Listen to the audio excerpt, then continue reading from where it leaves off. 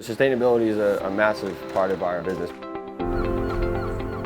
We're a large wholesale seafood company. We've been in business since 1972. We basically bring in large amounts of seafood from all over the world, break it down, process it, and ship it out to retailers, other large wholesale seafood places, and distributor restaurants.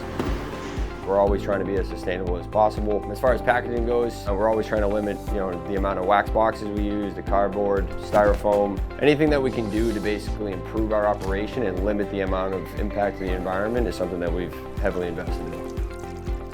Working with Disruptive Packaging, who's a local partner of Pacific Packaging, who we constantly do business with, has been great. They've developed an amazing box that's really helped us replace a lot of those wax boxes, the styrofoam boxes that we use, keeps our product cold, and we're able to do pretty much anything with them. Put portions that we put into production, fillets, whole fish, gallons that we use for scallops. Really anything in the seafood business we've been able to use those boxes for, and it also helps that they were able to do some custom branding on it as well, so we're able to really put our logo on those boxes so that everything that goes out is really labeled with our brand. The knockdown packaging is great as well because it's really space efficient and it helps with storage capability since they come folded down.